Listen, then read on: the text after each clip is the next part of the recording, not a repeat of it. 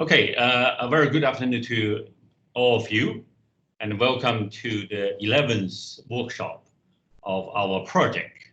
The project is entitled Improving and Exporting Hong Kong Industrialized Construction Service under the Belt and Road Initiative. This is a project funded by the Professional Service Advancement Support Scheme of the Hong Kong SAR government, and also sponsored by the Hong Kong Construction Association, supported by the RICS. Next, please. The project aims to enhance the competitiveness of the construction sectors in Hong Kong, facilitate integration of new technologies in industrialized construction, and encourage collaborations in the area of construction services. Moving on, please. Apart from myself, we have Surveyor Thomas Chia, Chief Executive of the Hong Kong Construction Association, and Dr. Justina Yung, Manager of the Belt and Road Liaison Office of the Hong Kong Polytechnic University, as members of the project team. Okay, now we have an important speaker today, so I will give a brief introduction to the speaker. This is the workshop rundown. So after my introduction, I will hand it over to the speaker, and then after the presentation, we'll have a Q&A session, and followed by a feedback survey. Next, please. Okay, as I said, we have been honored to have Professor Patrick Lam as our speaker today. Patrick has been a colleague of mine for many years, and he's a colleague I respect a lot, and we have been working together on various project management related programs and research. Patrick is a quantity surveyor by profession with a substantial industrial experience in both Hong Kong and overseas. His research interest covers buildability, specifications, project financing, construction contract, and more recently, renewable energy, smart cities, and data centers. He also teaches a lot of topics relating to construction economics and development finance. And his presentation today is very much related to his teaching and research. Apart from his teaching duties in Hong Kong, he has also lectured extensively in mainland China and other places in the region. Next, please. He also had supervised many PhD students using research funding secured from competitive grants, such as the Research Grant Council in Hong Kong, as well as other funding sources. Early in his academic career, Professor Lam traveled extensively in the region under the sponsorship of an international consultancy firm and published a well-received report on construction contracting practice in the industry. He's also a frequent author in refereed journals, conference, and book chapters. So without further ado, let's hand it over to Professor Patrick Lam. Patrick, thank you very much again for spending your time to give this lecture. Okay, thanks for Jeffrey kind introduction. It's actually my honor to have this chance to speak to a very reputable audience. Actually, I saw in the list of participants many prestigious people, and also I think some of them are much more experienced than me. And I would say that I'm a bit nervous, okay, to speak to such an experienced audience, but I'll try my best, okay. Actually, this is the second time I speak about this topic in the public.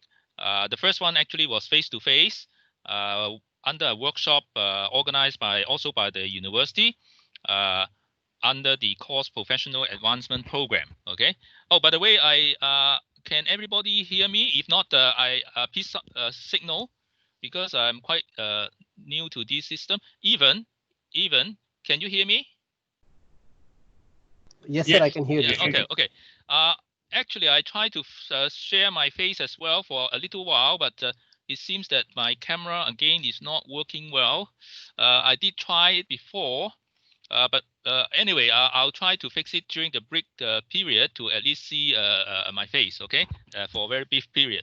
But let's focus on the PowerPoint which I'm going to share, and I'll go through the PowerPoints sequentially with you. So let me try to do it. Okay, I hope that the PowerPoint is on now. Okay, so Ethan, can you see the PowerPoint? Oh, yes, sir. Okay, clear, thank sir. you, thank you. Now, of course, as introduced by Jeffy, the industrialization aspects has a lot to do, not only in Hong Kong, but of course across the world. And of course, under this Belt and Road Initiative, there is some scope for industrialization of projects, okay, especially housing, okay, which has a big need.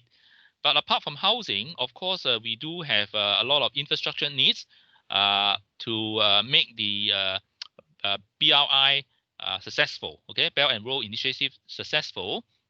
And of course, with that, we need for that we need a lot of money, right? To launch the project and to operate the projects and sustain them. So I hope this topic about financing projects under the Belt and Road Initiative is relevant. Okay, and judging by the number of participants, I think I'm right. Okay, in saying that this topic should be useful.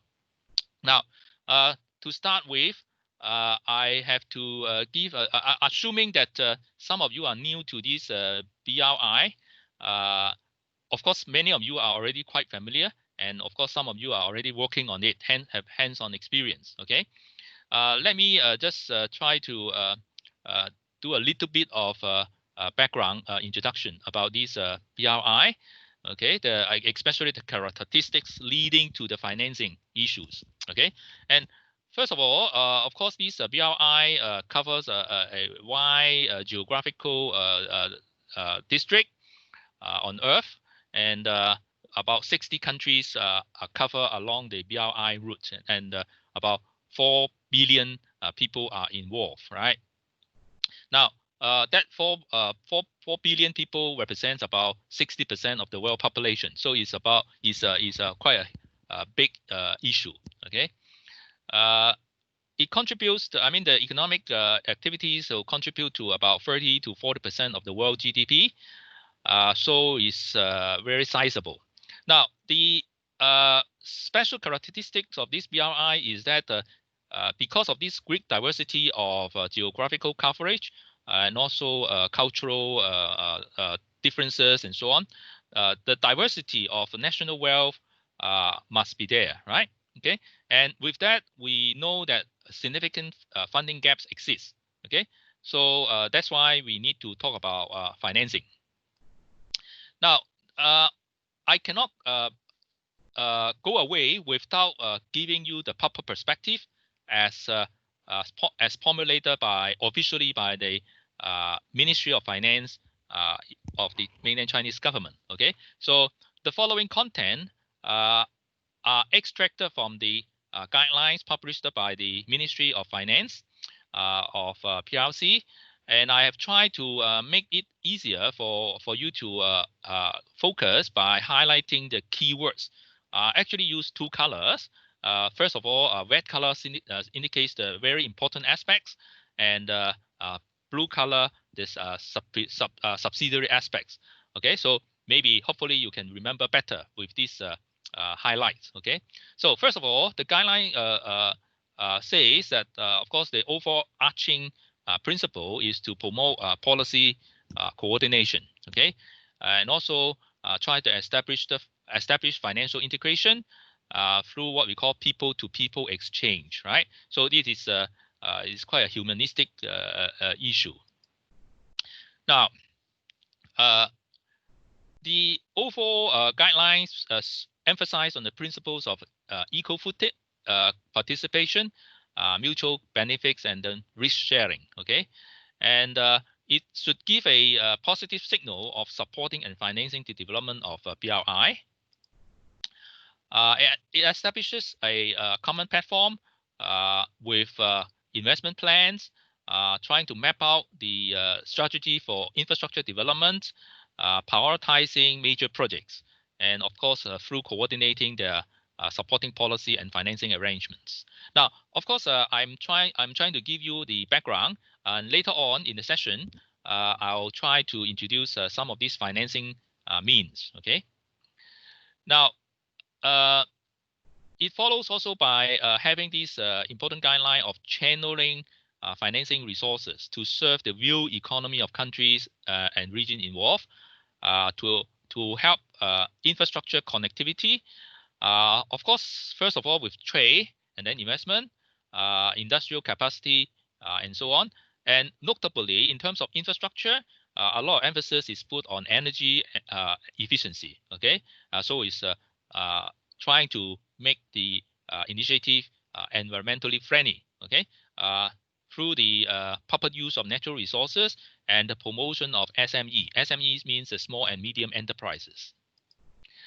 Now, hopefully it can open the public service market in the country involved, some of which can be achieved through the public-private partnerships. Okay, it's through intergovernmental cooperation funds, and sometimes foreign assistance funds may be involved. Policy financial institutions are usually taking the lead, and also there are some quasi-governmental and also commercial organizations like export credit agencies and also export banks, right? Now, what they can do is to hopefully provide loans, guarantees, investment through equity, and then co-financing. Okay. Now, part of the guidelines encourage multilateral development banks to participate. Okay, I'll name a few later. The market is still the dominant decisive party. Okay, and then there is going to be a lot of issues involved with insurance, leasing for equipment, and also there will be an uprising of guarantee companies. Okay, and also participation of long-term institutional investors would be of paramount importance. Okay, because these are the real people who have money. Okay, who are they? They are the pension funds. They are the sovereign wealth fund. Okay, especially in the area of infrastructure development. Now, these pension funds and institutional investors in general, they like to invest in very stable and long-term income-generating facilities like infrastructure. Okay, so actually they are the focus of all the much of the financing area.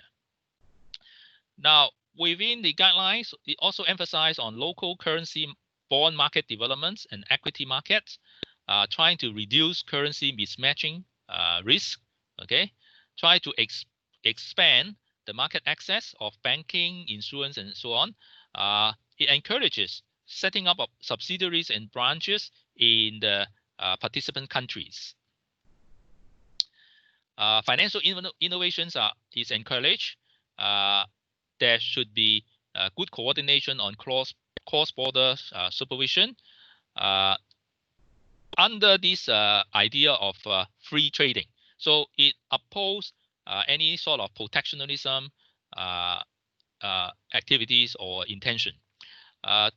The taxation regimes will be made more investor-friendly, and in terms of dispute resolutions, there should be some mechanism for the settlement of debt and investment dispute. Okay. Now, but of course, these are the guidelines are very well construed and with a lot of good intentions. But of course, we all know that there's bound to be a lot of challenges in financing BRI projects. Why? Firstly, because they are of huge scales in terms of amounts. Okay, the projects, because they are of infrastructure, their infrastructure, so they are bound to have long payback periods. Okay, the direct direct financial return would not be exceedingly high. Oh, I'm sorry that there would be there is some noise feedback. I hope that those participants who are attending, for the time being, try to mute your mic. Okay, there will be chance for you to speak up during the Q&A session for a bit of exchange. But for the time being, please mute your mic if possible, so as to create less noise, because there may be some activities behind you. Okay. Now, one important thing to note is, of course, as I repeat, the direct financial return would not be expect to be very high, right? Because many of the countries are developing, right? And the income level of these countries are not very high. Okay. So, and also that because a lot of jurisdictions are involved, so it's bound to be risky. And the other thing which is structural is that the countries and would are usually having low saving in their banking system, and the capital market is still underdeveloped. I won't say undeveloped, but a bit underdeveloped. Okay, meaning that the transaction volume of transaction would not be that high. Okay, unlike those in New York and Hong Kong. Okay, and they would rely heavily on bank loans. Okay, so these are the challenges faced by a lot of participants in financing BRI projects. Now, for the institutional framework, of course, let's look at the funding gap.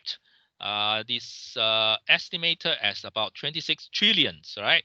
The need for such a huge amount of funding all the way through to 2030. Okay, and because the onward countries, they are all having different cultures, pace of economic development, and sometimes interest, right? Because each country has their own interests when they participate. So we need to have a large number of joint coordinating bodies, both at the national level, central banks level, and also policy bank level. Okay. Now, of course, in Hong Kong, we are not familiar with these different levels of banking system. But in China, of course, there is such a differentiation into different levels of banking. Okay. Now, to start with the institutions which are involved in this BRI initiative, let's take a look at the major ones. Of course, we should be familiar by now with the AIIB, which is having increasing influence, okay, especially in Asia. The Asian Infrastructure Investment Bank, spearheaded by the PRC. Okay, it's having diversified global shareholders. Increasingly, more countries are expressing interest to join this AIIB. It's a multilateral development bank. Okay, meaning that there is a membership. It's based on membership, right? Okay, that's why it's called multilateral. Okay, so the level of capital established is about $100 billion, right? And 20% of this amount has been paid up. Okay, which means will injection of money into the AIIB. Okay, by the members. Okay, so what does it offer? It offers sovereign loans, right? Meaning it's lending at the government level, and also non-sovereign backed financing. In other words, it's more like private sector banking. Okay, and then apart from these loans, if the projects which are good for investment return, then the AIIB may consider equity investment. Okay, that is to say, injecting investment. Okay, so I think recently we have heard of the government also injecting into some local infrastructures, right?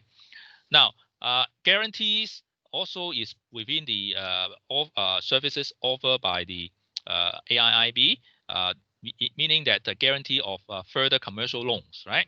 Okay. Now, in terms of the amount of financing, AIIB itself standalone, that is on its own, finance about 30%, right? Easier to remember, about 30% of the financing, and the rest 70% is jointly with other multilateral development bank. Okay. Another important institution is the NDB, right? It's based on the previous BRICS Development Bank, right?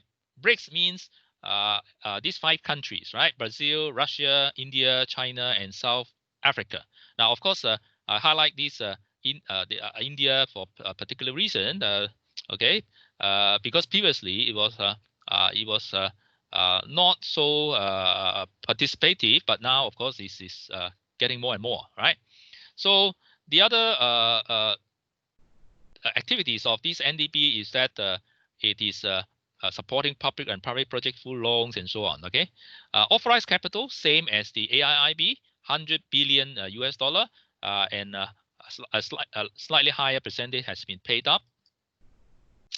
Now, the other famous organization behind the BRI initiative is the Shanghai Cooperation Organization. It was established since 2001. There are core members, again, Republic of India, of course, our mother country, this mainland, and also Islamic Republic of Pakistan, and so on. Okay, and it cooperates in politics, economic research, and so on. It has a development bank arm. Okay, although the name doesn't imply it's a bank, but it has a development bank arm. And also, here we have this Association of Southeast Asian Nation. I mention it because it has something to do with the BRI in the area of the Greater Mekong sub-region plan. Okay, it's near to the Yunnan district, right? Although it is an organization which is comprising of 10 members countries, China is not one here, but is a very cooperative organization. And of course, now, apart from the 10 original members of the ASEAN, China is also taking a dialogue role together with Japan and Korea. Okay, so the influence of this ASEAN association is that it has a big coverage. About 500 million people are living in those countries, right? Okay, and it includes a lot of countries which are along the BRI route, okay, including countries like Singapore, Cambodia, and so on. Okay. Now, another organization is it's not organization. It's about the central banks, right? Central banks are in most of the countries, okay, and they cooperate, right? To facilitate this BRI, the central bank has got to cooperate. Okay. Now, they promote the stability of Asian currencies, okay, and they meet together regularly to work out on payment systems and so on, and banking supervision, trying to reduce the risk. Basically, they have voting groups, okay, to represent the Southeast Asian central bank in the important organizations like the International Monetary Funds and also World Bank and ADB. Okay. Now, there is another fund which is important, Silk Road Fund, which you used to hear about, established in Beijing in 2014 with the state administration and so on, and the bank and the China Development Bank, okay, facilitating trade and economic cooperation. Internationalization of the BRIC countries' domestic currencies is always in the mind of these previous organizations, right? So because the domestic currencies of these BRICS countries are not yet internationalized, such as the renminbi, okay? So one of the aim is to try to make those currencies of the BRICS countries more internationalized. Okay, the rationale is that is trying to reduce the economic fluctuation caused by the US dollar-dominated transactions. Okay, is moving towards a multilateral international currency systems In other words, to rely less on the US dollar dominated transactions. Without in here, we already mentioned that we try to enable transactions using local currencies of the BRICS country, right? Without the use of the US dollar as an intermediary, okay, to reduce what? Exchange rate risk and also the cost. Because with foreign exchange, you always incur a cost, right? The strategy is through promoting local currency bond market. Okay, to do that, you need to do a lot of credit enhancement to the bank to the bonds through the bank guarantee and then establishment of a guarantee fund. Okay, so of course, the BRI institutions can learn from experienced organizations in the world, such as the European Investment Bank, European Investment Funds, and in the Asian arena, the Japan Credit Guarantee Association, they have a lot of experience in this. Now we can increase the interbank cooperation in the BRICS country through unifying regulations. That means to have a more uniform platform. We have to have a good credit ranking system, accounting practice, settlement systems, and so on for bond issues and trading. Okay, so this is the first strategies to help to internationalize the domestic currencies of the BRICS countries, right? To increase cross-border financing activities through the transaction based on the local currencies, domestic currencies. Okay. Well, the exchange when we talk about the exchange of money. Previously, we all talk about the exchange of funds with US dollars, right? But now, hopefully, under the BRI initiative, Russia and China, for example, okay, can have established a trading platform for currencies, right? Okay, and then of course South Africa and China and so on, right? Now, another way to enable the internationalization of the domestic currency is to trade in big commodities such as crude oil, natural gas, and so on to help to stabilize the prices extending to future and swap, etc. Okay, so there is already some achievement made since the first corning of the BRI initiative in 2013. As in 2017, we have got a number of contracts which are signed, and acquisitions and so on, and MOUs and so on, which were signed, right? And loans were extended substantially. So in other words, there is a lot of commitments being made in this BRI initiative in real terms, right? Contracts being signed and so on. Okay, so this is the background which I want to introduce. If you want to further read on this background, here are some of the references. Okay, by the way, I was told earlier that this set of PowerPoints would be made part of the recordings, because my good friend Evan is doing the recording, including this set of PowerPoint. So they will put them up into the link, okay, into the PASS workshop link, so that participants can refer to, right, later. So let's move on to another PowerPoint. Please excuse me if I just exit first and then turn to another PowerPoint.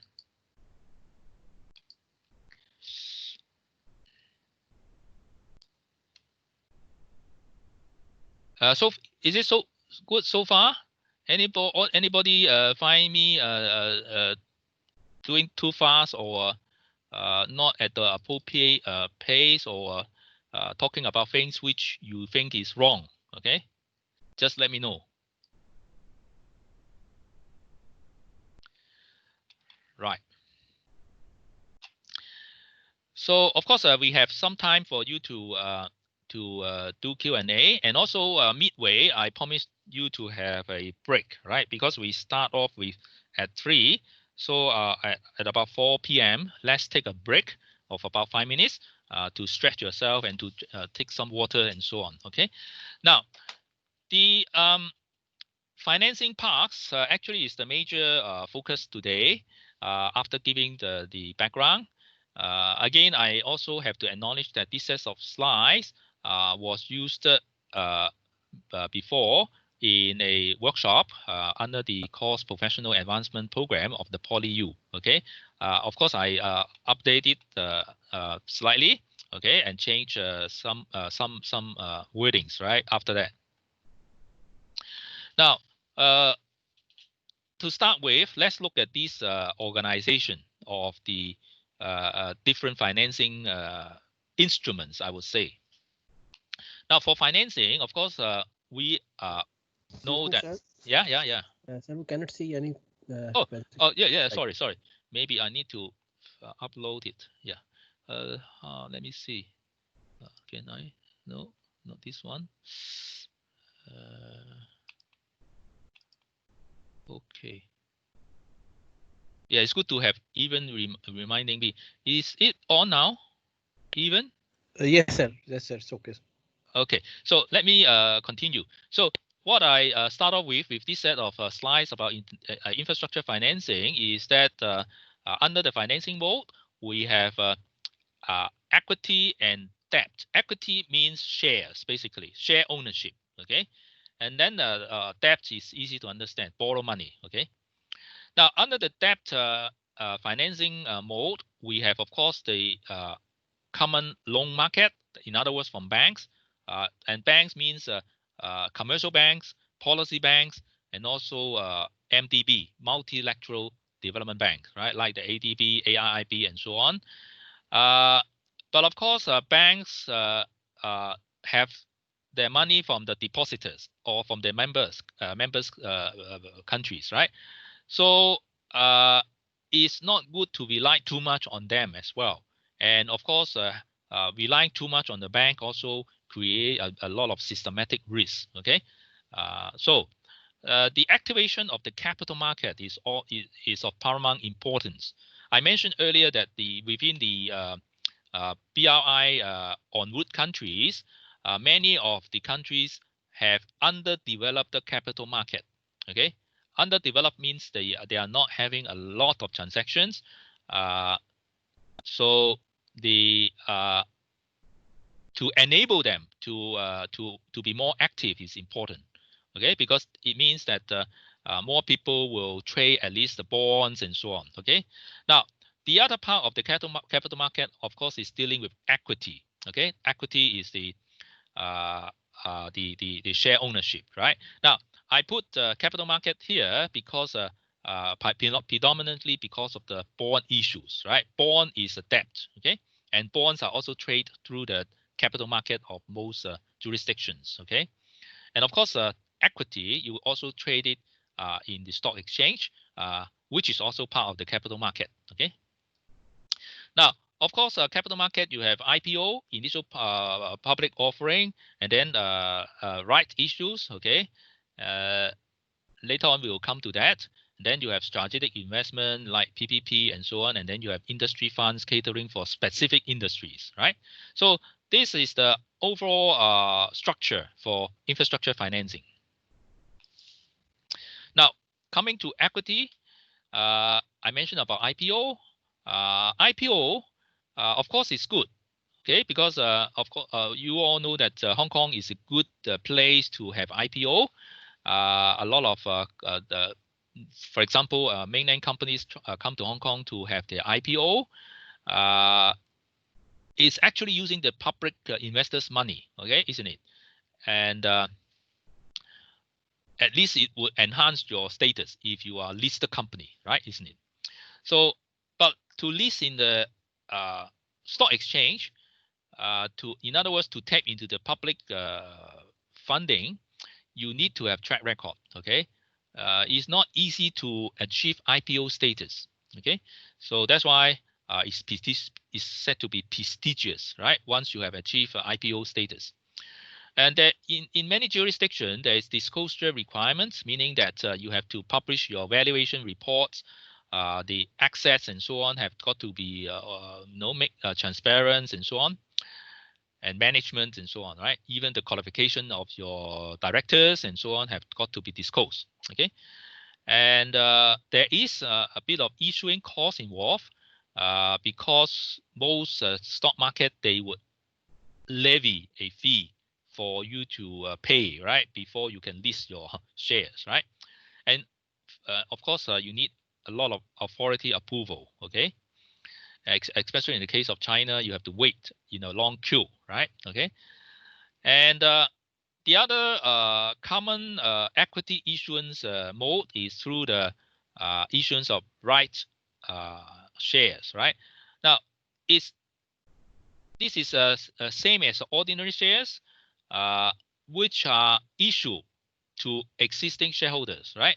So if you are already owning the shares of a certain companies, they may issue right issues, right? Okay, so that you can subscribe to them.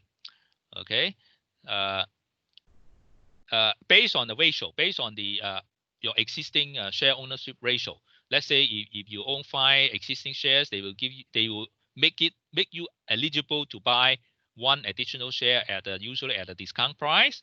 Okay, so with this measure, you can quickly ask your existing shareholder to subscribe additional shares, right? But by doing so, you dilute your control, okay? Because the number of shares would increase in the market, and proportionately, each one will be controlling less proportion, right? When there is a rights issues, and it also entails a lower cost of fundraising, because the especially when you talk about the distribution channel, uh, asking existing shareholder to subscribe is always at a lower cost than you have IPO, right? IPO, you have to have a lot of distribution channels. For example, you have to ask the banks and so on to help you to distribute, right? Okay. Now, when we talk about equity, we also talk about strategic investments from partners who are interested in share control and return. Usually, they have complementary skills. For example, developers, they are good in buildings, but previous factory owners, they may own the land. Okay, so if they turn the land into buildings, I mean the factory buildings into, let's say, residential, then they are using complementary skills, right? And it's usually reflected through some sort of a public-private partnership. Now, industry funds would share the recent return. They would prefer a minimum return as a condition in our cases seen in the BRI, right? Creating some contractual constraints, okay? Now, turning to the debt market, so let's talk about bond first. Bonds, you have several different types of bonds. Let's talk about sovereign bonds first. These are bonds issued by the state or the local government, okay, trying to tap into the capital market for funding, usually for infrastructure development, okay. And there might be some multilateral issuers involved, okay, with sovereign bond. And of course, you will know that even for a country, when they issue bond, they need to have a country rating. I mean, a credit rating, right? That's why we have a sovereign credit rating to indicate the ability of the issuer, in other words, the borrower, right, to return money or to pay for the interest, okay, to the investors. Next, you have the corporate bonds, which is very common, right? Hong Kong developers, they have all tapped into the corporate bond markets, okay? But of course, we also need to know that corporate, when they issue bond, they are at a slightly higher risk than the sovereign bonds, right? Sovereign bonds, people usually trust that the government would pay for the interest, and also when the bond is mature, they will pay back the investors' money, right? But corporate bonds, they are slightly at a higher risk. So usually corporate bonds, you have to offer a higher rate of interest than the sovereign bond. And that's why sovereign bond usually is regarded as a benchmark uh, yield, right? So we talk about the benchmark yield curve, which is established mostly by the sovereign bonds, okay? And then we have another level, project bonds. Project bonds are those which are used to fund major projects. And the return is just based on the project alone, right? So there are three levels of bonds, and all of them usually will need some sort of credit rating by independent agencies before you can launch them successfully, okay? And of course, nowadays you have very complicated securitized products, okay? Which are usually either bonds or some sort of shares, right?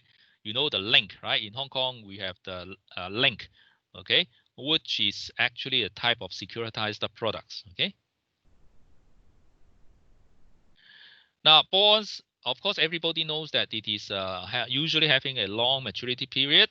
The longest bond globally is the U.S. Treasury bonds of 30 years duration. But I must correct myself in saying that nowadays there's perpetual bonds, right? Okay. So they can tap the international market for funds. For example, MTRC used to issue bonds in the US market, in the Japanese market, and that's why we have names such as the uh, Yankee bonds for the US and the Samurai bond for the Japanese market. They because of the status of the issuer, even the overseas investors, they are interested. In other words, you can tap into their funding, and in the currency they subscribe, right? For example, you want US dollar for buying your equipment. When you issue US dollar bonds in US, you naturally you get the US dollar to buy your equipment. Okay. Likewise for Japan and so on. And they are subscribed not only by the general public. Another important source, as I mentioned, of investors are the institutional investors. Those are the pension funds, insurance companies. They like to buy bonds, right? Especially from the infrastructure companies. Sometimes a sovereign country also buy into bonds as part of the reserve. This is quite well known. As I mentioned, you need high credibility. Usually, the rating you need to get is at least a triple B, okay, meaning it's an investment grade, okay. Now, of course, there are different criteria such as the interest coverage ratio, okay, to as a guideline to determine if your bond is of investment grade. I won't go into that detail. For successful bond issue, you need a secondary market, good secondary market. Now, of course, some people will choose to buy bonds and keep it under their pillows. We used to joke, right? But in fact, when you buy into bonds, there is still a chance that you may like to sell it before it becomes mature. So a secondary market is important, right? And nowadays it's increasingly important because people may change their mind or they want to get a quick profit when the bond prices goes up. So a secondary market is important to attract investors. And as I mentioned, government issues set up the benchmark yield curve for the corporate bonds to follow, right? And nowadays, bonds can be thematic in the sense that if you use your bond proceeds, that means the money is used to build some sort of a green infrastructure, like for example, a a renewable energy power station.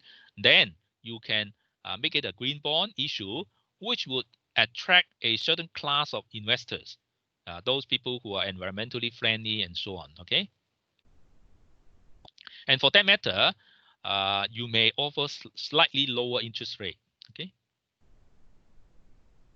Now, in terms of bond variants, we have quite a diversity of bonds.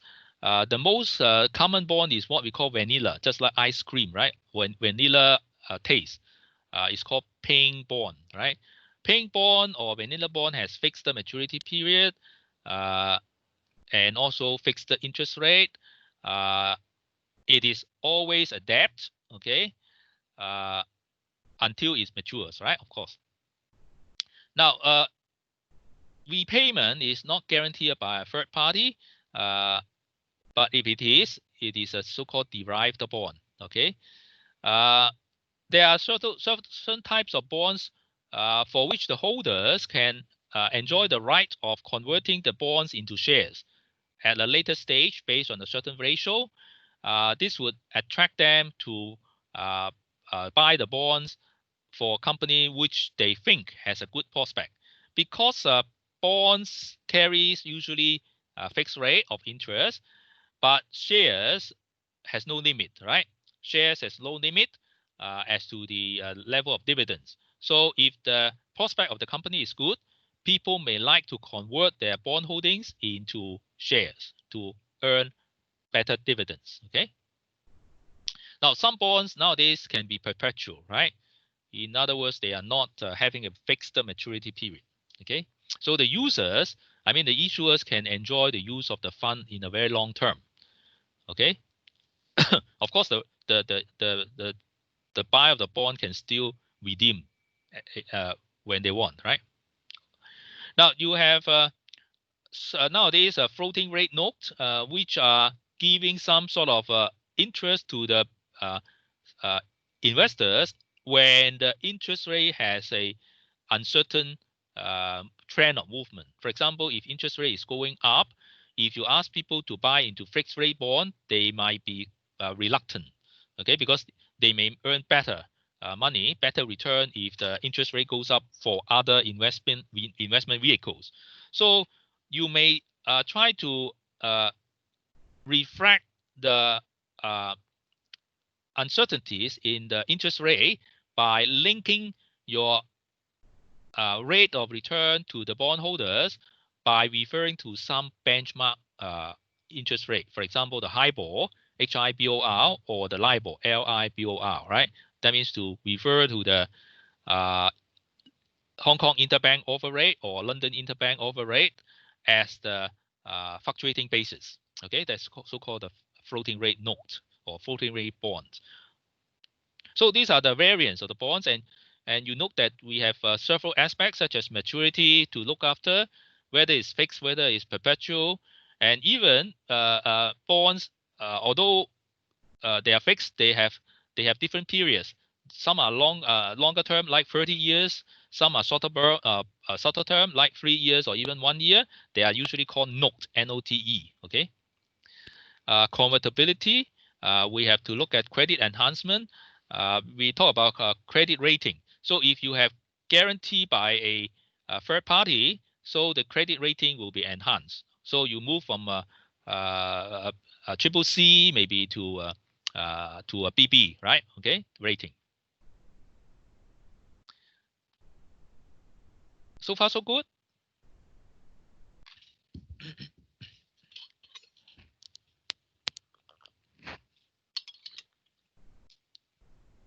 Now, when we talk about BRI, of course, we cannot go away without talking about renminbi bond. Okay, so renminbi bond has been pretty favorite in the market. It's an outlet for foreign traders who have earned a lot of incomes in renminbi. Okay, so they would use the money to buy renminbi bonds. About 4 years ago, the outstanding volume held by foreign investors reached this 700 billion, right? But of course, nowadays the renminbi seems to weaken a bit, so the level of interest on the holding RMB bond has subsided a little bit. Okay, so a good source of funds for China, of course, is to issue renminbi bonds. Okay, holding as a at that time, I mean this period, the amount of bonds held in renminbi terms, in terms of percentage, about 50% would be held by sovereign bonds, as sovereign bonds, policy banks, enterprise, and so on. Actually, by proportion, a percentage of enterprise bond is still relatively low compare with the state bonds. All right. Okay. So there is still a lot of rooms for the private sector companies or the enterprises in China to increase in bond issuance, right? But of course, the restricting factor is that they need to have good credit rating, and sometimes they need also to get approval, okay, before issuing of bonds. Now, the one famous name in the bond market is panda bonds, right? Panda is the lovely animal, particularly resident in China, right? Okay, so the name is given to using this panda. Okay, it's issued by foreign parties in China. Okay, trying to tap into the mainland market for funds. Of course, it's denominated in renminbi for the local investors to buy. Though these foreign parties include the IFC, okay, and also the ADB, okay. So it started off in 2005. The BRI strategies promote countries that and corporates with good credit ratings along the Silk Road to issue bonds in China, right? In other words, as China become financially stronger and stronger, so there are many worthwhile investors. Okay, so these Belt and Road countries can consider issuing bonds in China in renminbi. Okay, so of course these funds can be used to build up the real estates and so on, and infrastructures and in those countries. Now, we mentioned about credit enhancement. They may come from the multilateral development banks, okay, in giving you the guarantees. They are needed, especially when the institutional investors worry about the infrastructure risk, okay, especially when the infrastructure is being constructed, okay, because of this heavy civil engineering nature. There's a lot of risk involved with the sea, with the soil, and so on, with the weather and so on, right? So those risks needs to be covered, right, by the multilateral agencies, guarantees, and so on. Okay. So alternatively, of course, high credit rating institutions, they may undertake the so-called first loss. So in other words, some institutions, they themselves has high credit rating. So if they participate, they will undertake to have first loss, right? In other words, taking up the first 20 to 50% of the outstanding debt to the bondholders, so as to enhance the bond ratings to, let's say, AAA, right? Okay, this is an alternative measure of credit enhancement. The MDB can provide counter guarantees to the institutions, giving this so-called first loss promise. The guarantee fees would be necessary, is payable by the issuer. So that there is a cost involved with credit enhancement. It's not free of charge. There's no free lunch, okay? Now, how about income enhancement to the investors? There would be performance-linked bonds, because we want to attract the investors, attract subscribers of bonds. So if we try to link up the bond return with the performance, of course, it's subject to a maximum, right? Okay. And also sometimes there's a one-off injection by the public bodies, right, to match the interest rate movement. There might be in some clean facilities, there may be some additional emission credit incomes. Now, previously, I mean, about 10 years ago, the so-called emission market was very active, right? So people, I mean, countries can trade their carbon credits, okay, for income. So that was an additional income at that time. But now, of course, with the lower value or the market price of the emission credits, this value of income is diminished. The alternatively, the government may bear the capital cost and issue bonds for operating funds, right? So that means initially the government may use the government own cost to build the facilities, and then issue bonds for the operation, okay, for the operating expenses, okay, so as to give assurance to to the subscribers. Because what the subscribers worries most is the non-completion of the construction. Okay. Now, convertible from fixed income to performance-linked bond, meaning that it is to link up the return to the bondholders through some sort of performance-linked measures. In other words, if your productivity is good, if your toll level is good, there may be increased return to the bond subscribers. So this is called income enhancement to attract the investors. Now, turning to debt from the loan market, we have to look at the single source, which includes the government, policy bank, commercial banks. There may be a party of more than two or more than one bank. In other words, we call them syndicated loans, right? Okay. There may be bilateral loans, meaning that party A lends to party B, mostly on a country-to-country level or G-to-G level. Okay. And then there may be multilateral agencies like the AIIB, World Bank, and so on. Okay. And then there are cases when you have joint ventures and they lend to each other's apart from the shareholdings. You have heard of joint guarantee, and also the alternative is joint and several guarantees to the bank, right? Because if a joint venture borrow money, then they can either enter into a joint guarantee arrangement or a joint and several guarantee. This joint and several guarantee is more stringent in that if one of the joint venture partners fails, that means they wind up the company, then the surviving company has to take up the additional burden of giving the total guarantee to the bank. This is called joint and several. Now, joint guarantee is the fact that if one joint venture partners fails, then the other partner will not be responsible for his share, right? Okay, so these are two different types of guarantees to the bank. Now, like what I mentioned about bonds, we have different loan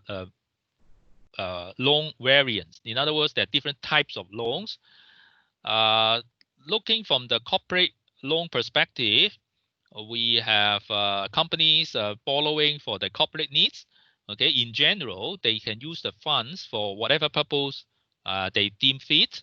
Okay, they need to have asset as collateral. Okay, so that's why here we say usually with security, and the use can be multi-purpose.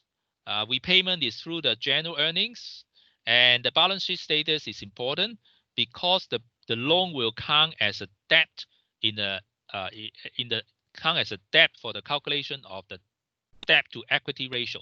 You know, when banks they lend to their borrowers, they always look at the balance sheet and try to calculate the debt to equity ratio, right? So if your debt to equity ratio is too high, they will hesitate to lend to you. Okay, so if you all the time borrow corporate loans, in other words, your debt will be counted in the balance sheet.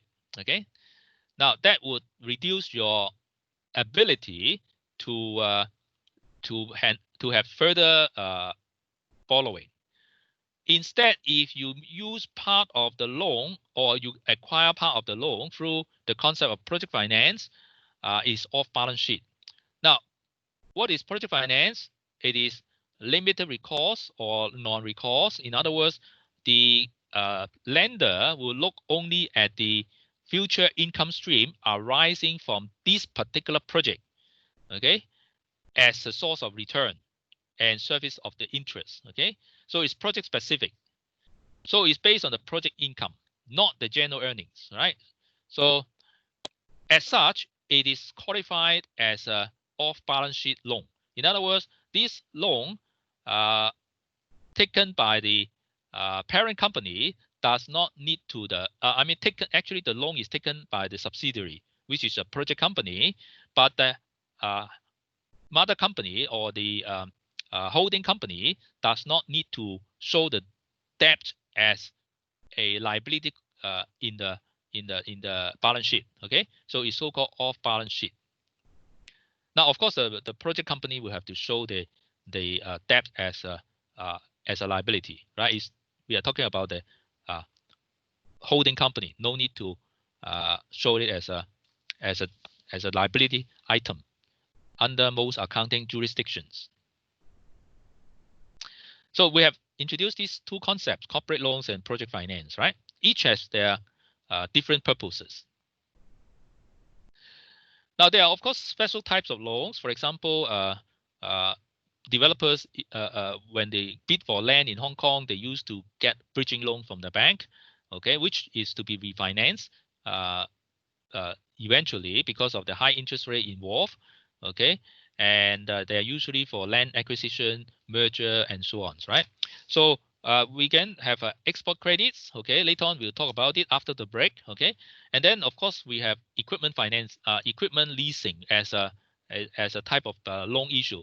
What it takes is that the equipment manufacturers, okay, they allow you to lease the equipment initially, okay, and then they will try to make available the use of the equipment to you based on the leasing arrangement. And of course, the user has the option to purchase it at a later time, right? And the rental they pay at the beginning can count as part of the purchase price, okay? So this is called equipment leasing. And then we have seen some examples of contractor financing. For example, when Hong Kong built up this MTR system, initially we had some Japanese contractors offering contractors financing, okay, or some sort of deferred payment scheme, okay. So Singapore also benefit from this when the Japanese contractors were very so-called supported by their parent group banks in Japan. So they offer a lot of these contractors financing. So I don't know whether similar things will happen in the BRI scenario. Okay. Now, I think we promised to have.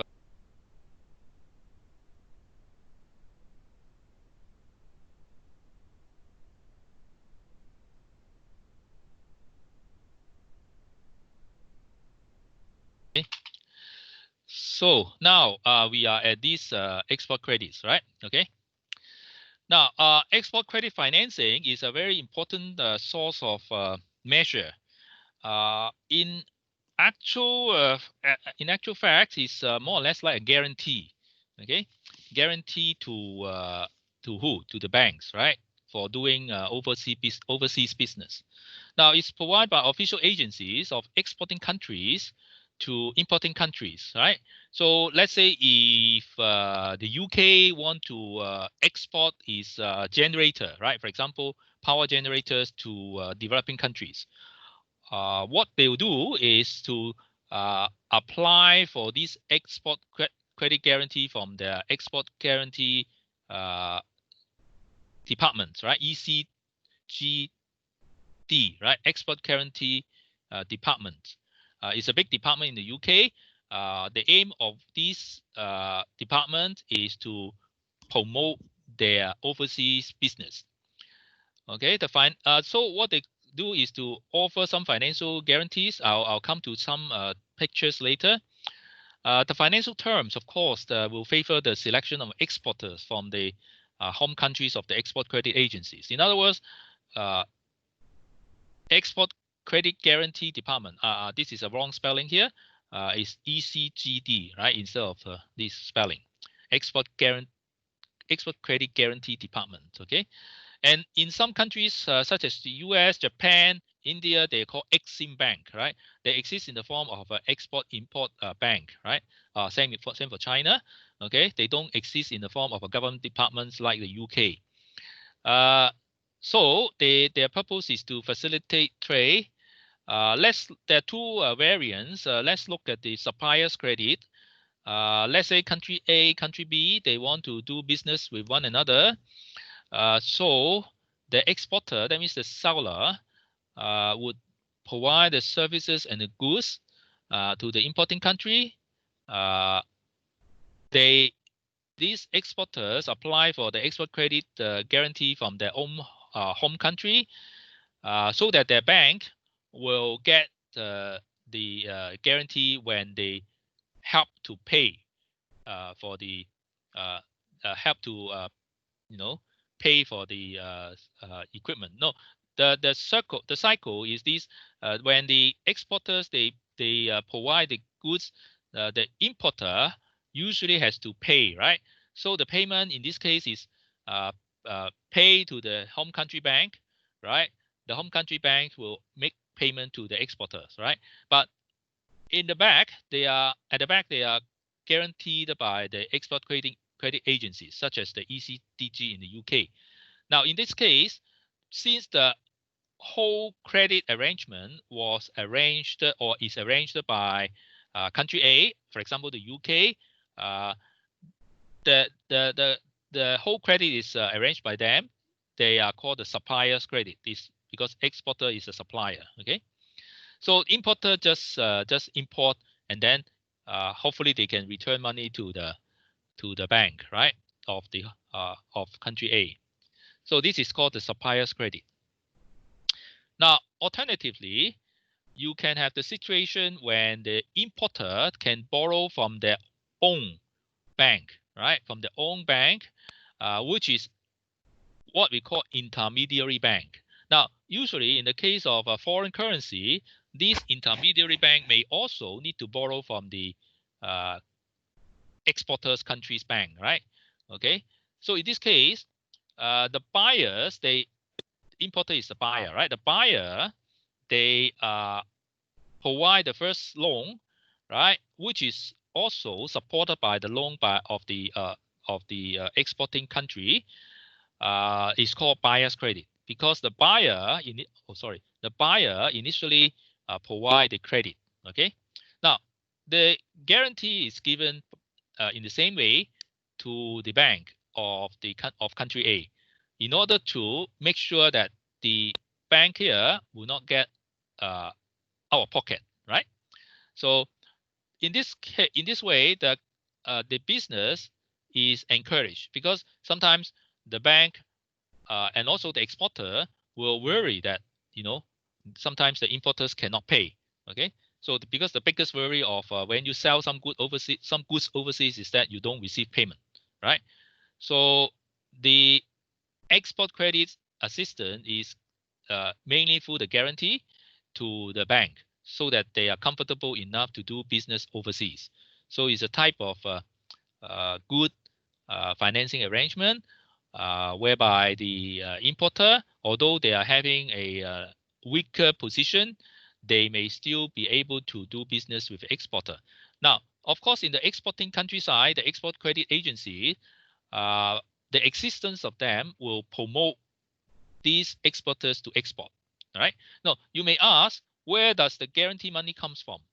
Now, they are actually a pool of money formed by a number of exporters. Usually, the larger exporters will pay for the premium, what we call premium, such that the export credit agencies will have a pool of money to pay off in the event of a default, which is of a low probability. Let's say 1 in 100 case, you end up with such situation. You don't need to pay, of course, in every case.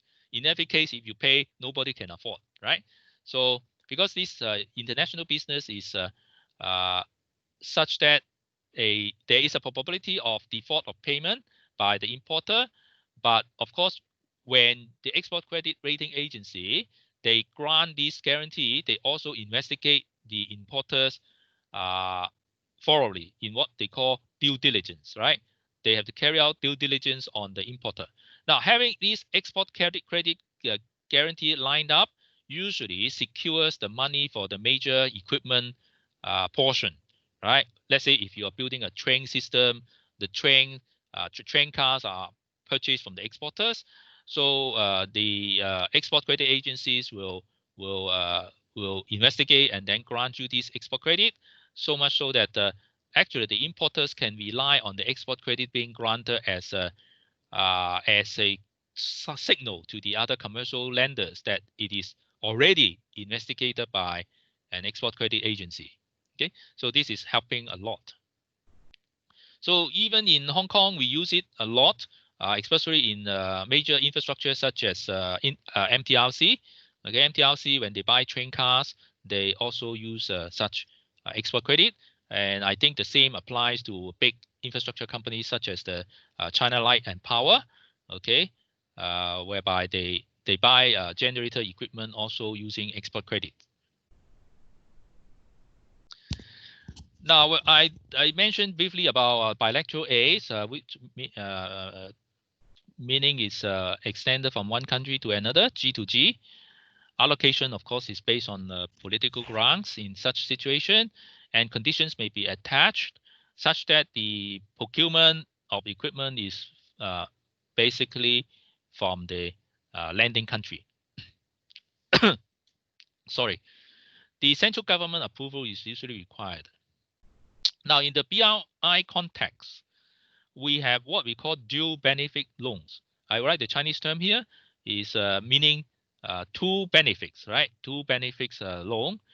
Now, two benefit meaning that the government give concessional loan, lower interest rate, and preferential buyer's credit. Okay. Of course, we need good diplomatic relations, low interest rate, long maturity, grace period for the interest portion. In other words, if you may defer on the payment of the interest, okay? And also you have a definite repayment period. State guarantee from the borrowing country is needed, okay? It's called dual benefit loans. So under the BRI, mainland government had issued some dual benefit loans to the countries, to the participating countries. Multilateral aids, meaning this from the World Bank or the Asian Development Bank. Nowadays, increasingly also from AIIB. Soft loans are usually so-called lower interest rate. Therefore, long-term development such as education, agriculture, and so on. Hard loans, they are of higher interest rate for shorter term, mainly infrastructure. Okay. Assistance also available for organization and consultancy, such as feasibility study. Okay. Now, AIIB or ADB, sometimes they take up equity position by investing into the projects to get a return from the shares. Or else they give guarantees for further commercial loans, right? So these are the functions of MDB, okay? Now, AIB, when you look at their website, they have shown this financing policy. So I've also shown here the website. If you are interested, you can take a look at them to see what are their financing policies, right? This is a screen capture. They have sovereign backed loans. In other words, the state guarantee is needed for such loans, okay? And they also have non-sovereign backed loans. So there are two types, right? I'm just putting it up as an interest for the possible job seekers because even for these AIIB or multilateral agencies, they have to recruit people to investigate the projects, to do due diligence and so on. So this is a good chance to engage into such multilateral projects through, getting a job with them. Now, other types of financing which we can classify as a cross-border financing. It's called outbound guarantee. Now, in this case, a domestic bank, they are lending to an offshore associated overseas banks. Okay, so in the case of China, domestic bank in China can lend to an overseas bank which is associated with them, and this associated bank lends to the offshore subsidiary of a domestic company. Here, the domestic company, because they are strong enough locally, domestically, they give a counter guarantee to the domestic bank. Okay, they cannot give direct guarantee to the overseas bank because of their local status, although they are very big. You know, in China, they are mostly state-owned companies and so on. Okay, so but because of all these international law and so on, so they cannot directly give a guarantee to the overseas bank in lending to even to their subsidiary. So they give a guarantee to the domestic bank first. which in turn give the guarantee to the overseas bank for a loan to be made to their subsidiaries, right? When they get a overseas project. Now, of course, regulation since 2014 has tightened up the reporting requirements and the due diligence responsibility of the banks locally offering the guarantee. So there is some restriction which was put in place, but this has been very instrumental in a lot of foreign acquisition and so on. Okay, it's called 内保外贷. Okay, so incentive for outbound guarantee, because interest difference may exist between the onshore and offshore lending. So there's an arbitrage of interest. Okay, so especially when the overseas interest rate is low, right? So it's enabling profit making in this case. Okay, so the domestic banks need not apply for individual approval, which is now of course tightened up. And associated bank overseas may expand global business by having a counterparty guaranteeing their loans to a overseas transaction. Domestic entity may use the financial strength onshore, right, to support the overseas investment with perhaps cheaper loan, because the overseas loan may be even cheaper, right? The overseas subsidiary may obtain loan despite short establishment, right? So these offshore company, although they are quite new, they can still obtain a loan from a overseas bank, right? So it may be a mainland Chinese subsidiary, right? So if they go to, for example, Pakistan, they can borrow from Pakistan overseas bank, okay, under a guarantee given by a mainland domestic bank, which is in turn counter guarantee by, let's say, a state-owned company, okay. PRC government encouraged due to the enhancement to the internationalization of the renminbi, okay. But of course, there is some restriction now. Now, so far, we have talked about BRI and the mainland. Hong Kong, what about Hong Kong? What can Hong Kong offer? Now, we have this set up under the Hong Kong MA, Hong Kong Monetary Authority, which is called the Infrastructure Financing Office, right? Something of that name, right? Some actually you can look it up, or else I can. Oh yeah, Infrastructure Financing Facilitation Office, right? So it's called IFFO. It is a very big step taken by the government to look at investors to encourage investment. Okay. And it states project size, project stage, and so on. When you look at their website, they have the so-called term sheet.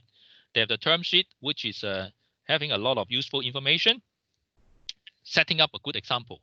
Now, what I understand is that this IFO will not engage into some sort of marketing for Hong Kong companies, right? It's just providing information, okay, and some sort of intelligence, like setting up some example term sheet. Now, the Hong Kong rules, I think they can. I mean, we can have these sorry, interim measures for the administration of mutual bond market access, okay, between Hong Kong and mainland China, because Hong Kong has good connections overseas, so we can have bond issuance here, all right, through Hong Kong. Northbound Bond Connect initiative. So foreign parties may channel their foreign currencies to buy mainland interbank bonds using settlement facilities in Hong Kong. For renminbi funds, direct investment in mainland bond is, of course, now possible. Now, there's also this two-way cross-border renminbi fund pool, which enable in-house loan transfer between Hong Kong subsidiaries in the mainland and so on. but you need to have certain conditions to meet certain conditions. So these are the roles that Hong Kong can play in the next 4 to 5 years, because within this region itself, you have 10 billion trillion infrastructure needs. And also Hong Kong Bank, banks in Hong Kong can act as intermediary clearing banks for renminbi loans made to BRI countries. We have some examples. I don't spell out here. You can read yourself. And Hong Kong and banks in Hong Kong may act as lead managers for syndicated loans because of the experience. Okay, for example, Nanyang Commercial Bank, they example this syndicate loan for Dubai. Okay. Now, we can also look at the public-private partnership.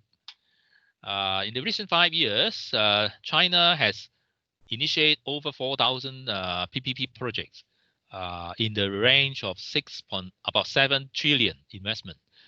But of course, these huge amount of PPP, they did not go ahead altogether.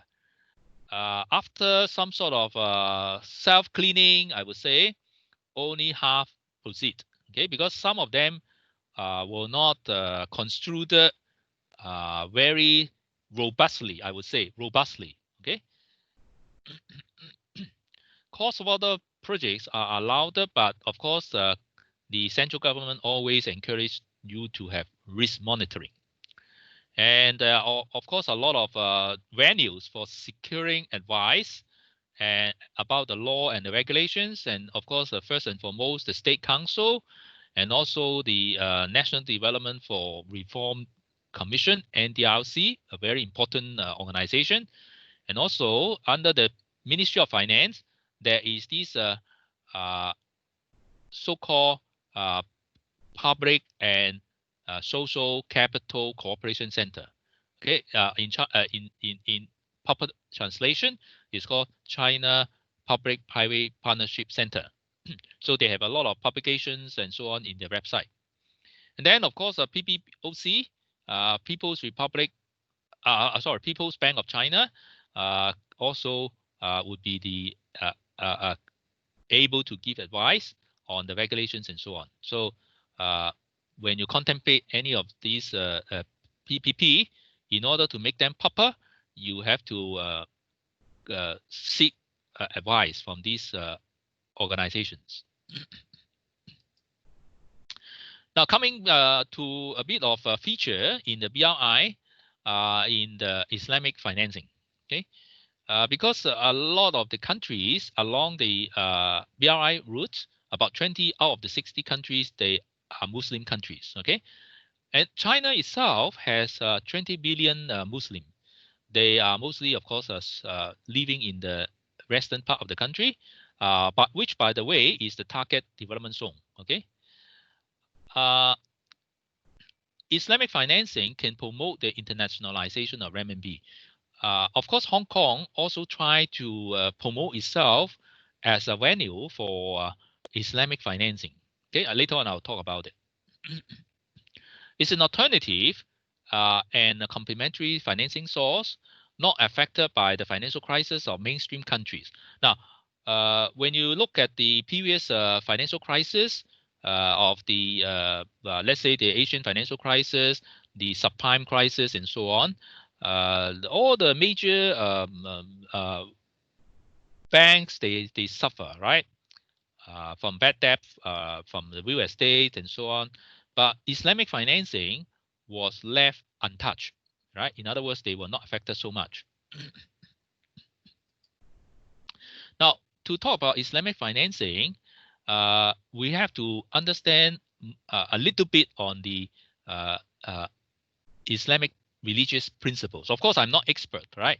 Of course, we have in Tang some experts in Islamic financing, and actually, the advice from Islamic experts is essential whenever anybody construct or contemplate any Islamic financing, because you must make it right under the Quran, okay, or the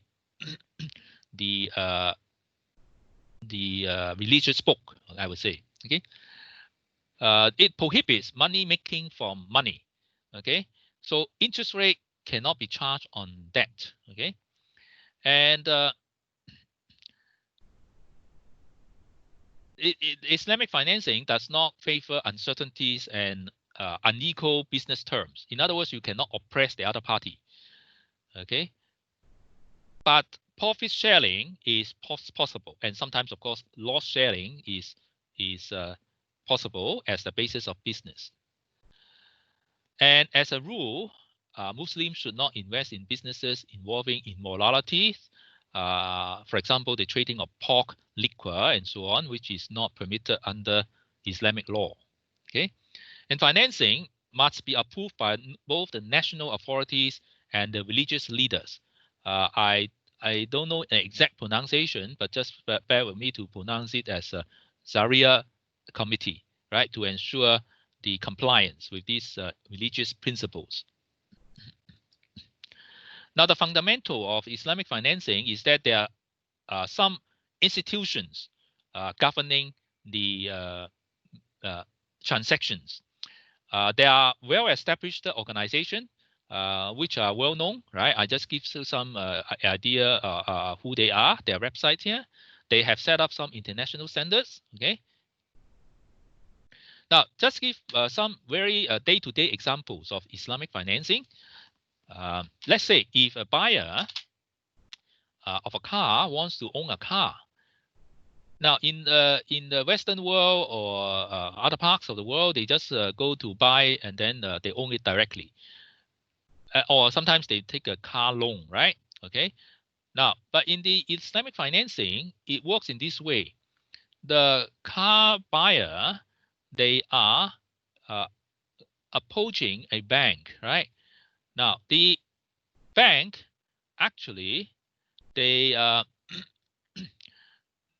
of course they get that I mean I must be careful. So the buyer, they get a loan, right, from the bank, okay, and usually the bank will require some sort of interest. Now let me see the next. Oh yeah. Now this is the traditional way of financing, right? The traditional way of financing, in that the buyer, if he cannot afford the car straight away, he goes to a bank to get a car loan, pay for the installment, which includes the interest element. Now, okay, of course, you can also go ahead to buy if you have enough cash to go to the car vendor and buy directly. Okay, so you get the car ownership. Now, how they do it in the Islamic way is that the bank will buy the car first. Okay, that's what I understand. The car price, the price for the owning the car is paid by the bank to the vendor. Okay, now the bank rents the car to the user. Okay, now the user pays the installment as a fee, right, for the use of the car, because the car is now owned by the bank, right? Okay, so the car ownership goes to the bank first, which rents to the car user, right? The car user pays an installment to the bank. So this is a way to avoid the user having to pay interest, okay, for the use of money.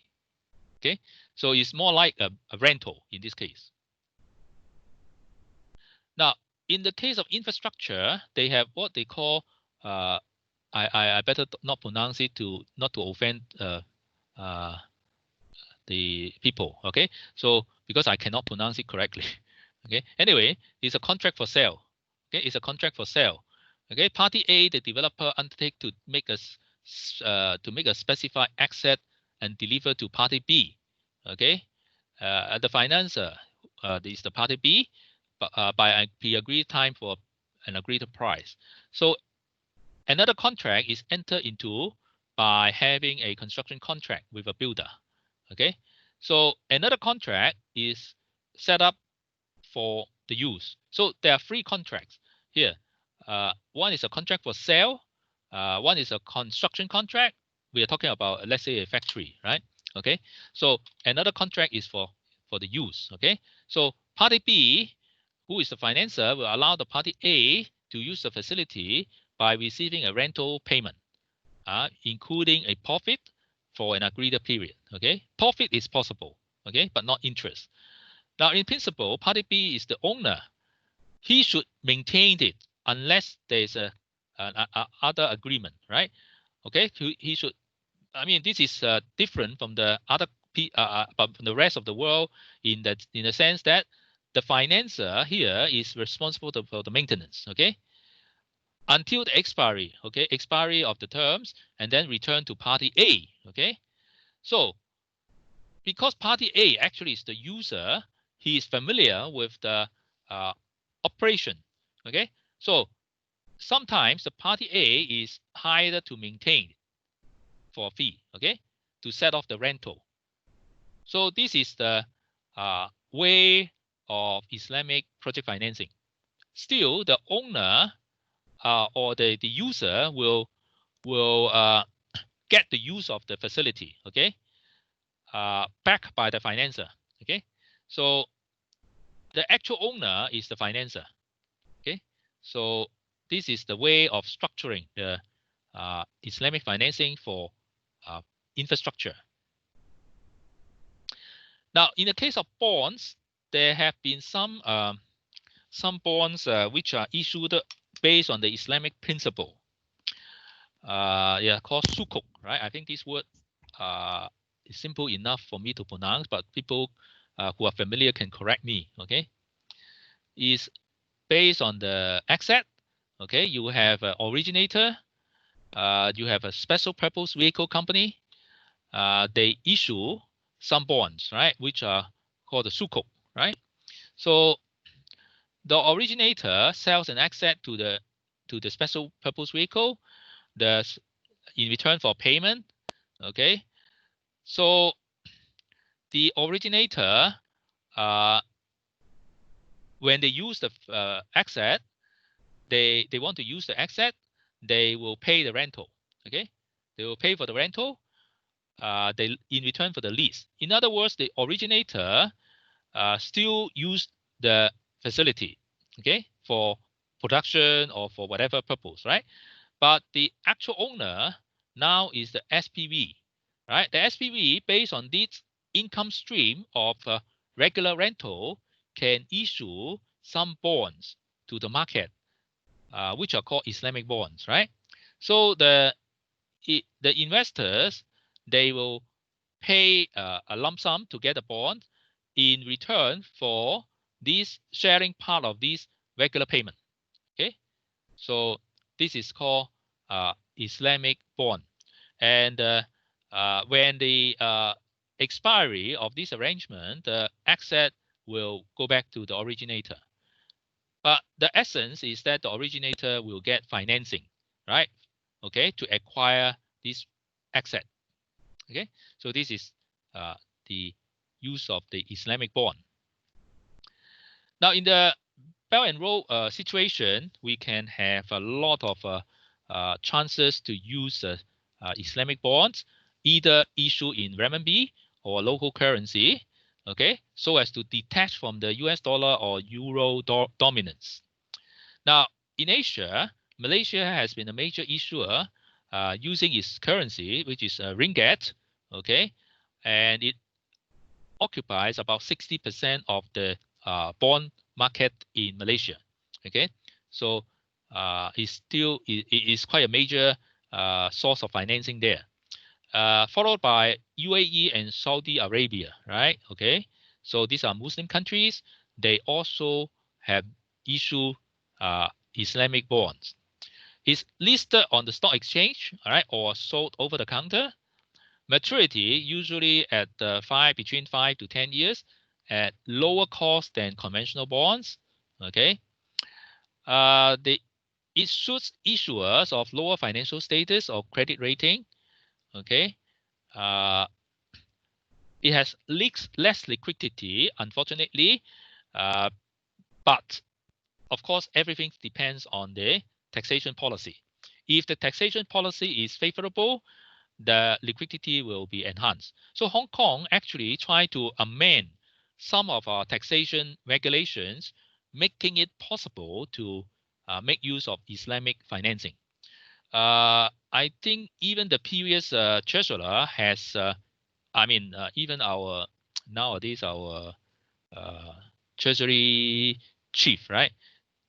Previously, he also tried to promote the use of Islamic financing in Hong Kong, and actually in the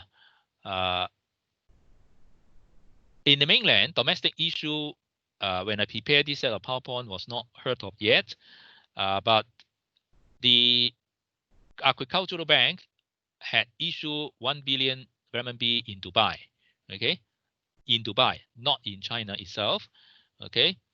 There is a plan to issue in Malaysia. This is the interest rate. Hong Kong, about 17 Islamic bond was issued up to 2015. I think now slightly more, okay, including sovereign and telecom issuers. They are called dim sum bonds, right? Okay, and the Hong Kong MA itself had made 3 issues after doing some tax and stamp duty legislation changes to bring it in line with the conventional bonds, right? Now, how about examples of Islamic bond in Hong Kong? We have actually the Wu Chong House in Wan Chai and also the Fairmont House in Admiralty, which will experiment with this issuance of Islamic bonds. Now, Hong Kong government set up this Financial Secretary Incorporated as a company and sold 2 of its office assets, which is the Wu Chong House and also the Fairmont House, to a SPV. This is the Hong Kong Sukuk 2014 Company Limited. In return for the for a lump sum, right? For a lump sum to the Hong Kong government. Actually, it's a company set up by the Hong Kong government. It's called Financial Secretary Incorporated. Okay, so this company pays the rental for the continued use of these 2 properties, Wu Chong House and Fairmont House, because they accommodate government operation, right? The government offices, right? So they continue to use it, but the ownership was sold to this issuer, okay? And the issuer issued Islamic bonds into the market, okay? And the investors include, I think, the general public and also the institutional investors, okay, who like to invest into these bonds, okay?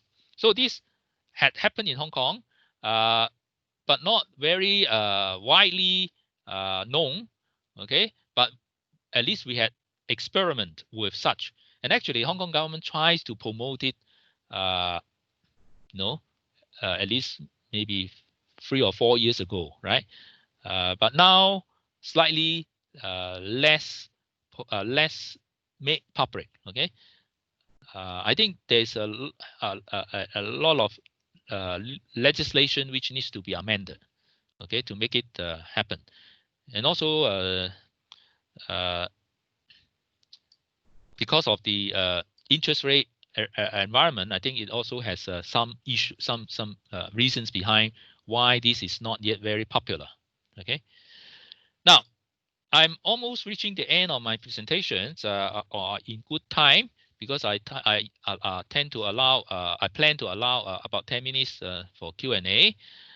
Now, for references, if I'm not clear enough, you can read such references which are listed here. I myself had written some papers with my colleagues, okay, talking about normal bonds or conventional bonds financing, okay, how to make it, how to enhance the credit and so on, okay. And of course, you cannot go away by not reading such official documents such as the those published by the State Administration of Foreign Exchange, because all these are under their jurisdictions, right?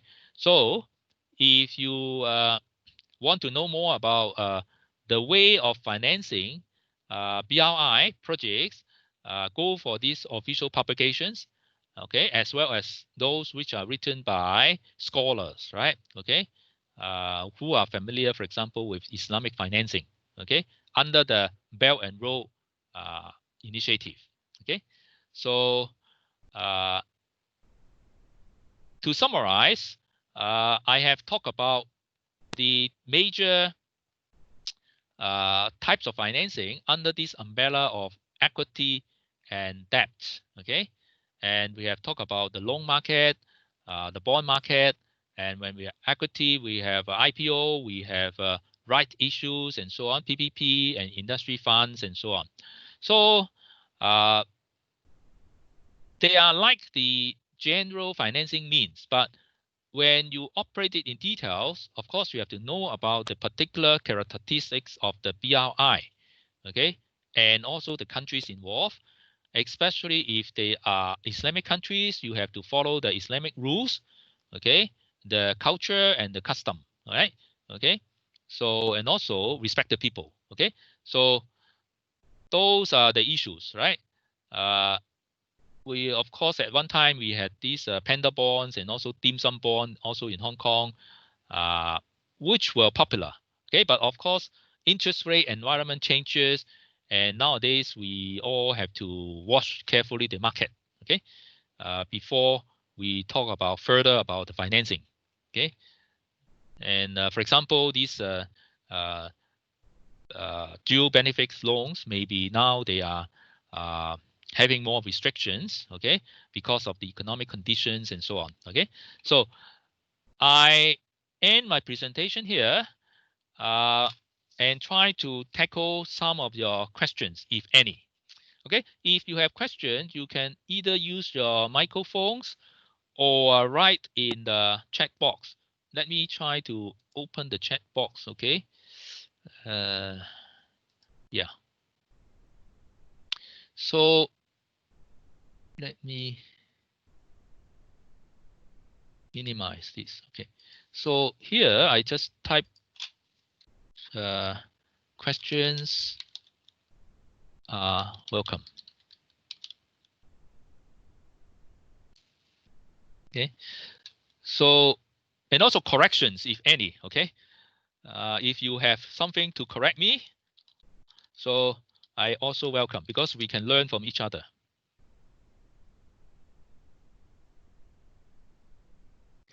Sir, it's Irfan. Sir, there are two questions already there in the chat box, sir. Okay. As we know that PRC is financing this project, is the said PRI project only fund it? I have to remove some part before I can see all the question. Oh, let me scroll up a bit. Okay. Let finance by PRC or do other countries? Okay. As we talk about in the guiding principles, the intention in BRI is more or less co-financing. Co-financing means jointly finance. Okay, but we have to understand somehow the reality sometimes is that some of these developing countries, they are at a stage of development. So we have seen cases, of course, that the majority of the financing being offered by mainland Chinese governments or these corporations. Let's see if, let me read your question fully first, right?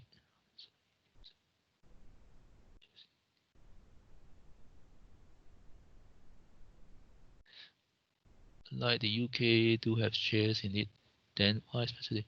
Now, I think in the currently, so far, I think in the cases that we have seen, the direct participation of US and UK into these BRI projects is not so-called co-financing as such, but their participation is seen through the multilateral agencies, okay, if they are members. Let's say world banks and so on, they are members, right? So if they are participating, is more through that way. Okay, is not the direct co-financing. As far as I know, maybe there are, but as far as I know, okay. So the other questions, let me see if I can see fully.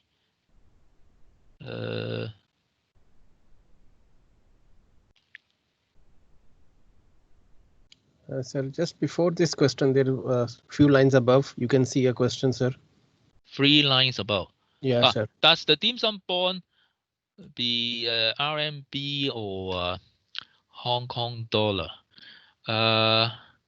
We have heard about dim sum bonds in renminbi, I think. Yeah, if I'm not wrong.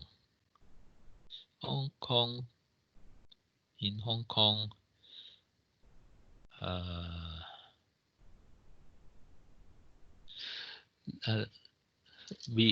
have to be careful because we have not seen the active dim sum bond market, so I have myself had dropped it off for some time. So we have panda bonds. Foreign parties can issue renminbi bonds in China, and dim sum bonds I think is in Hong Kong. I think it's in renminbi if I'm not wrong. Okay, so you can check up yourself to find out about this particular name. Okay, it was at one time very popular, I know. So I think you can, since I'm already on this platform, I cannot go easily to another website to double check because I don't want to give you a wrong answer. Let me try to say search a bit to confirm, right? Dim sum bond. Okay. Yeah, in renminbi. Is a bond denominated in renminbi and issued in Hong Kong, correct? Yeah, my understanding is correct. Okay. Yeah. So I hope I have answered you. Okay. So it's a bond denominated in renminbi and issued in Hong Kong. We call it dim sum bond. Yeah. Any other questions? Sir, there is another question, sir, from Grace. Let me check through. Grace.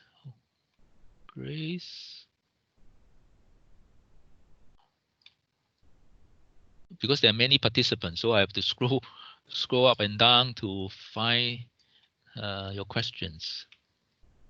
Wow. What exactly is the question about? Can I? Sir. Not yet been able to identify it. Okay, sir, I can read that question for you. Please, yeah. So from Mr. Grace says this, would there be any new change or challenging of BRI and its financing model at post-COVID-19 era, although it has not been ended yet, especially in such a complicated international relation condition?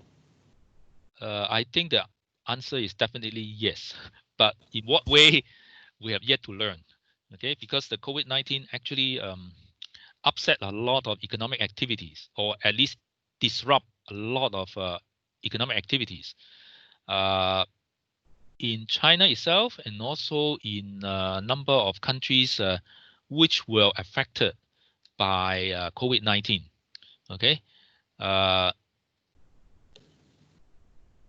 Maybe we can give examples like India. India still have some cases of COVID-19. And actually, I heard during the severe period, they had to have a very stringent measure of preventing people going on the streets and so on. And for that matter, you should realize that economic activities would be hampered, right? So there might be some sort of issues, but the clear effect have yet to be seen. And of course, the slightly depressed economic activities in China itself also affects the financing ability offshore, right? If you are going to lend money offshore, you must have a good economic condition yourself, right? Okay, so I think there must be some sort of effect, but we have to see how it is materialized. Okay. Thank you, sir. Yeah, I won't talk about politics such as influence by US and so on. That is that is beyond my scope. Okay. So we have a question from Francis. If you see the chat box. Francis, can you read the question because there are Yes, so sir. many? Yeah, It please, is, please. please, what are the possible measures to manage the high risk of financing BRE projects in developing countries? Okay, the usual risk mitigation measures will also apply.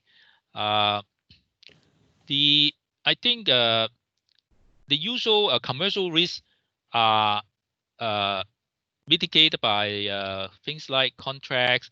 If it is for power stations, we have like what we call take or pay arrangement and so on. These are the usual commercial mitigation measures. Now, a big part of the risk in this BRI's initiative is political risk. I think we cannot deny because many of these are developing countries. They would have, opportunities of government changes and also a lot of related issues, or even sometimes we have seen previous cases of government changing their minds, okay, or uh, even to the extent of breaching of contracts and so on. So in that light, I think political risk insurance might be necessary. And World Bank under its the arrangements, there are some sort of protection available under the MIGA, right? Under MIGA political risk insurance, okay, program. So those are the possible risk mitigation measures which one might take. And of course, at the practical level, I think some sort of security arrangement needs to be taken up by companies, okay, in developing countries, such as when you send your people abroad, right? You always worry about kidnapping, demanding for ransoms, and so on.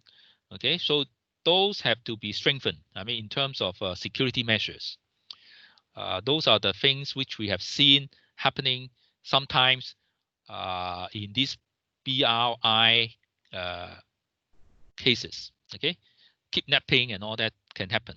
Okay, so we have seen some cases, and if you read on those cases, you can see some of them trying to launch their own risk mitigation measures. Okay, but in general, the commercial mitigation measures still applies. Okay, such as the signing of contracts with uh, dispute resolution mechanisms, with third-party guarantees or parent company guarantee, or even sovereign guarantees. They are necessary. Okay, so these are the usual commercial mitigation measures. Okay, so I hope I have answered the question. Any other? Sir, as we are running short of time, so we can take the last question, sir.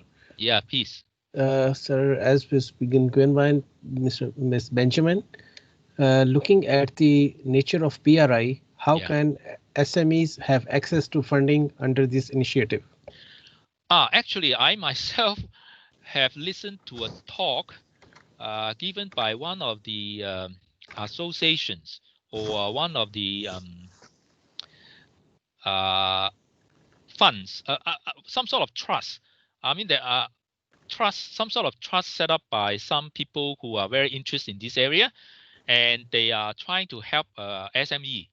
I don't have I don't have at hand those the name of that trust or that association, but I think if you search in the Google or in the Baidu, right, you can see some trust or some sort of association who are particularly keen to promote the business of SME in BRI. There exists such funds, okay, but I cannot get the names of the fund offhand, okay. So I suggest you search using those keywords, and I think because they want to promote their participation, they must have websites introducing their activities.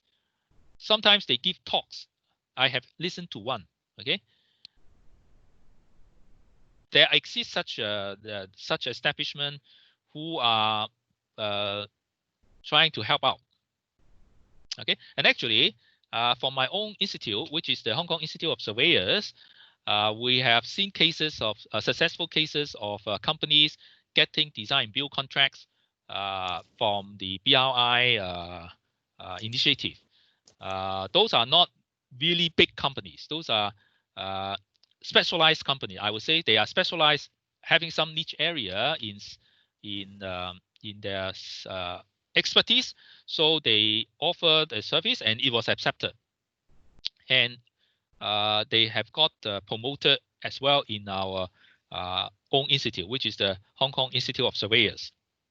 You can refer to the website of those professional institutes, which also have helped out the SME, because a lot of the member countries of these, member companies of these professional institutes, they are SME.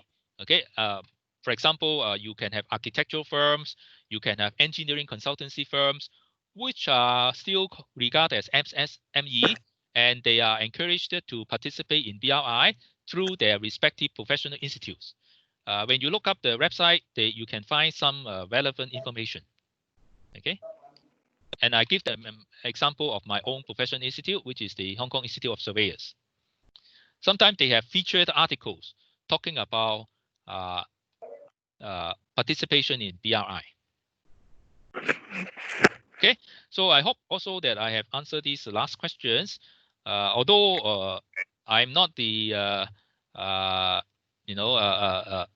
having knowledge in some of these areas. Okay, so I still hope that you can do some self-help to find out yourself by doing some searches. Okay, so with this, I think I thank you for your participation. And I see a very impressive list of participants. And as I said, many of them are my seniors, and some of them are my good friends. Okay, and I thank you for participation and listening to for 2 hours on what I had to say. And if I had mistakenly said something, please accept my apology. Okay, and if I don't think, I hope I have not offended anyone, and I don't intend to. Okay, so anyway, I hope we have shared with each other on what the current development is, and hopefully we can all benefit from it. Okay, and I hope that one day I can listen from the talks given by one of these participants. All right, I trust that there must be some experts around these hundreds of people here. Okay. Yeah, that's my message. Yeah. So thank you very much for such a nice and in-depth talk, and we really have been benefited with this. And I'm thankful to all the participants of the workshop today for sparing your time on the weekend and listening and attending this workshop. I would also like to announce that on 27th of June, we have our next workshop, number 12. The details will be sent to you all again. And in the end, have a nice weekend, and thank you very much, Sir Patrick Lamson. Okay, same to you. Thank you. Okay, bye-bye.